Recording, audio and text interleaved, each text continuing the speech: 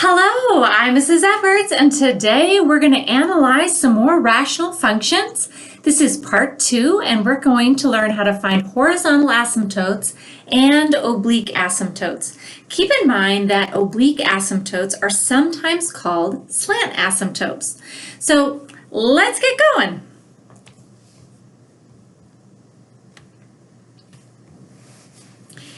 If you want to find a horizontal asymptote, right, horizontal asymptote, the function is going to follow along that horizontal line. Well, what you need to do is compare the degree of the numerator to the degree of the denominator. There are a limited number of options of the degree of the numerator versus the degree of the denominator. The degree of the numerator might be less than the degree of the denominator.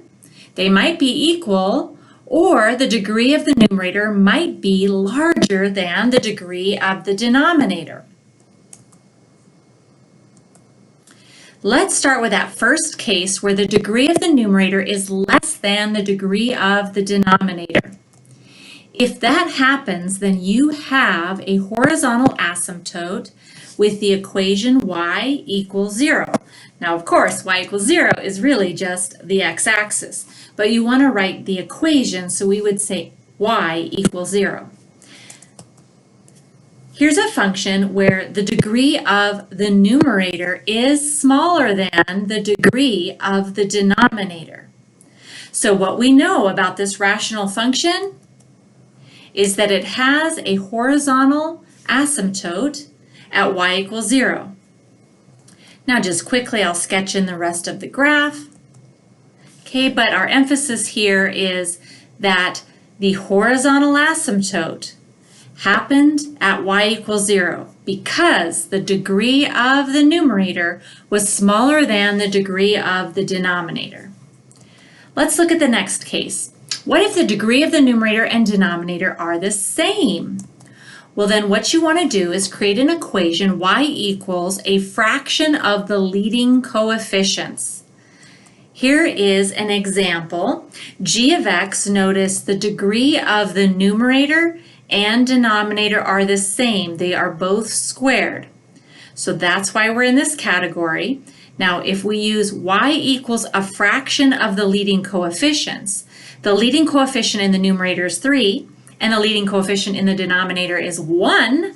So we're going to have a horizontal asymptote at y equals 3 over 1, which simplifies to just y equals 3. So I'm putting in a horizontal asymptote there at 3, just for the heck of it, drawing in the rest of the graph. And the key there, one more time, is because the degree of the numerator and denominator were the same, the equation of the horizontal line is y equals a fraction of the leading coefficients. Now, what if the degree of the numerator is larger than the degree of the denominator? Well, we will not have any horizontal asymptote. Now, spoiler alert, we will have an oblique asymptote. Now, an oblique asymptote, here's an example of that happening. But at the end of this lesson, we'll be finding oblique asymptotes. But a quick preview, notice here that the degree of the numerator and denominator, when we compare those, the degree of the numerator is larger. So that means we will not have a horizontal asymptote. Here's just a quick sketch of the function m of x, but notice that the asymptote here, it's kind of a diagonal there, and that is known as an oblique asymptote. It's also why they sometimes call it a slant asymptote, because it's slanting, in this case, up. So next, I want to try to help you remember how to find horizontal asymptotes, just something that will jog your memory. But a quick review. In the first part of this lesson, we found holes and we found vertical asymptotes, and those were discontinuities. And so we used a little trick that we're like, ooh, I want a discontinuity. Starts with the letter D. So using an alliteration to find discontinuities, you look down. And that, we're going to look in the denominator. And then when we set those denominator pieces, those factors equal to 0 and solve, we found vertical asymptotes and holes. To emphasize that one more time, vertical, if you use your imagination, the letter V kind of looks like an arrow pointing down. So to find vertical asymptotes, you look in the denominator. And a hole, you're walking along, and if you're not careful, if you don't look down, you might step in the hole. So you're going to find holes and vertical asymptotes in the denominator. Notice in each one of these three, just as that quick review, the denominator factors to be x plus 1 times x minus 1. And x plus 1 and x minus 1 are not factors in the numerator. They don't cancel. So when I solve each one of those, I get 1 and negative 1, which is why we have vertical asymptotes at 1 and negative 1. Okay, so here's a silly story to help you remember how to find horizontal asymptotes. Okay, horizontal, bear with me, a little bit silly. We have our three options. Okay, so when you find horizontal asymptotes, the first thing you need to think about is you have to have your memory jog that you should be comparing the degree of the numerator versus the denominator. Ah, what a beautiful day. Oh, here's a beach goer. He's coming along here. Woohoo! He's like, oh, it's so nice out. Oh, look at the beautiful sun. I feel like maybe I'll just kick back here in this hammock and I'll get myself a suntan. So notice right now that this silly guy, he is lying horizontal. Okay, so horizontal asymptotes. So when the guy was horizontal, well, what he should be worried about is how hot is it? He should be worried about the degree. Oh, that sun got angry. So poor guy. All right, so silly story. But when you think of something that is horizontal, I'm hoping that you're going to think of this silly story. You're like, how do I find the horizontal ones? And then you think, oh, that guy laying horizontal, he had to care about how hot it was. He cares about the degree. So to find the horizontal asymptotes, you're going to compare the degree of the numerator versus the degree of the denominator. So let's look at just a couple more to make sure that you have finding horizontal asymptotes down. Okay, so here is a rational function. Notice that the degree of the numerator is less than the degree of the denominator, 1 versus 2. So right away, the horizontal asymptote is going to be the x-axis, y equals 0. Okay, then here's one more function. We have m of x. Notice that the degree of the numerator is smaller than the degree of the denominator. So one more time, when the degree of the numerator is smaller, then we know the x-axis, y equals 0, is the horizontal asymptote. Last one, just for fun, here, k of x, notice the degree of the numerator, the number 2 is like 2x to the 0. So the degree of the numerator is smaller than the degree of the denominator. So we know that we're going to have a horizontal asymptote at y equals 0, the x-axis. Okay, moving on to the next kind, we have here f of x. Notice the degree of the numerator and denominator are the same, right? Notice they're both squared. So the horizontal asymptote is going to be located at y equals a fraction of those leading coefficients. So y equals 3 over, that's wrong, 3 over 7. I'm just going to fix that really fast because I don't want to stop. I'm just going to keep on going. All right, so, too far, going crazy. All right, so the horizontal asymptote there is going to be y equals 3 over 7. Here's another example. We have m of x. Notice the degree of the numerator and denominator are the same. So that means that we're going to have a horizontal asymptote that is y equals a fraction of the leading coefficients. So that's going to be y equals 8 over 4, but 8 over 4 simplified, of course, is 2. Okay, one last example. Here we have a cubic over a cubic. The degree of the numerator and denominator are the same. So we're going to have a fraction of the leading coefficients. Y equals 1 over 1 is going to be our horizontal asymptote. Simplified is just y equals 1. Okay, so now, third case. What if the degree of the numerator is larger than the degree of the denominator? Well, then we do not have any horizontal asymptotes. So I'm going to just say that really clearly, because if the degree of the numerator is big, you do not have any horizontal asymptotes. You will have an oblique. So if you think about that for a second, it means that a rational function can either have a horizontal asymptote or it can have an oblique asymptote, but it cannot have both. It's one or the other. Okay, so if the degree of the numerator is larger than the denominator, then we would say we do not have a horizontal asymptote, which leads us into, then, how do you find an oblique? Well, I think of Jenga, right? If you've ever played that game and you're stacking those blocks, okay? And as you stack those blocks and it gets top heavy, it topples over. So notice here the degree of the numerator is larger than the denominator. I think of that as being top heavy. And so what's going to happen is, and it's going to fall over. Jenga.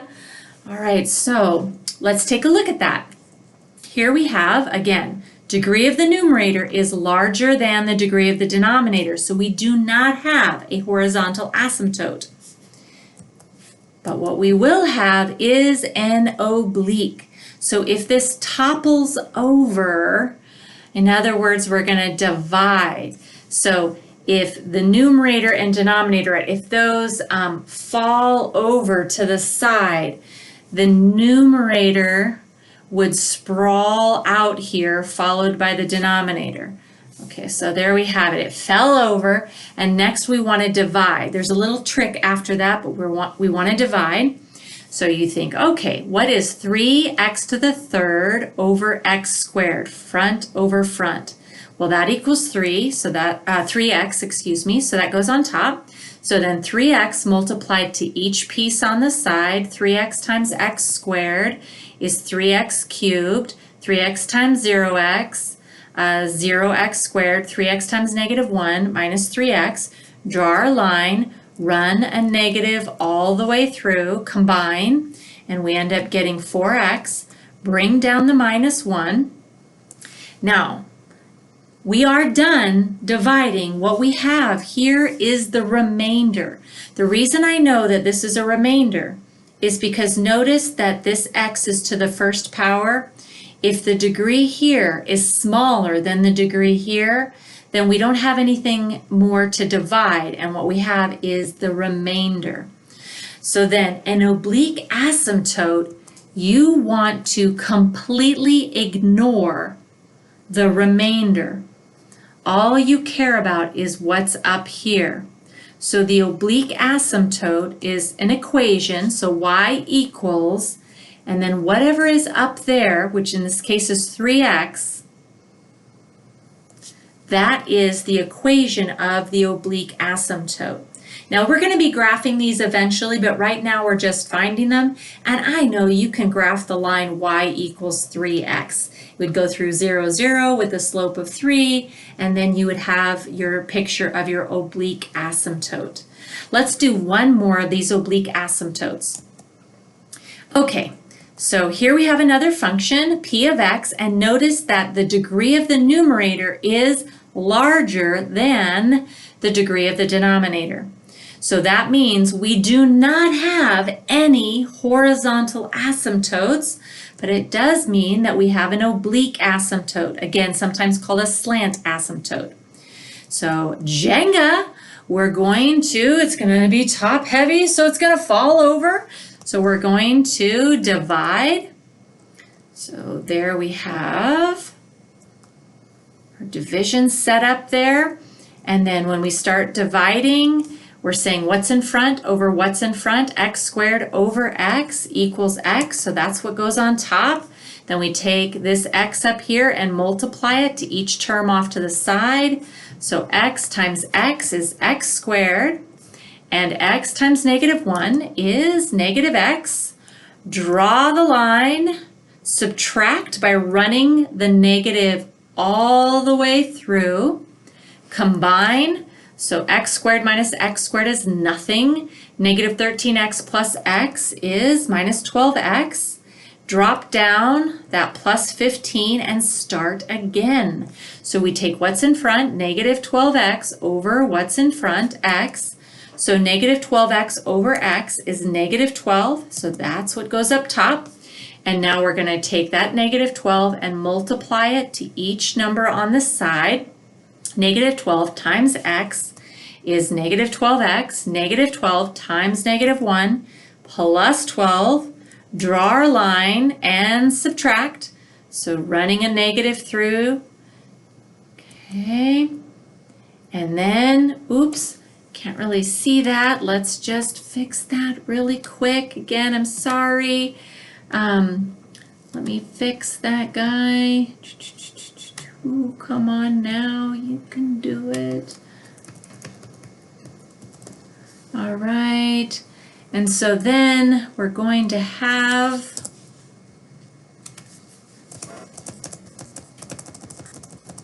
boom, boom, boom, boom, boom, boom, boom, boom, boom, boom.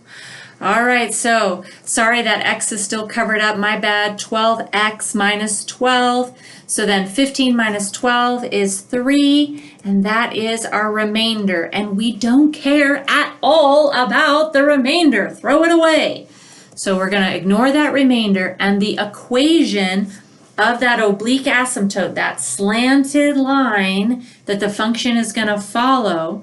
So if it's an equation, we have y equals, and then again, we don't care at all about the remainder. We throw that away, and so we end up taking what was up there, moving it down, and we have y equals x minus 12, which again, I know you can graph a line, y equals x minus 12. That is going to be the oblique asymptote. I have one last quick thing to say about oblique asymptotes.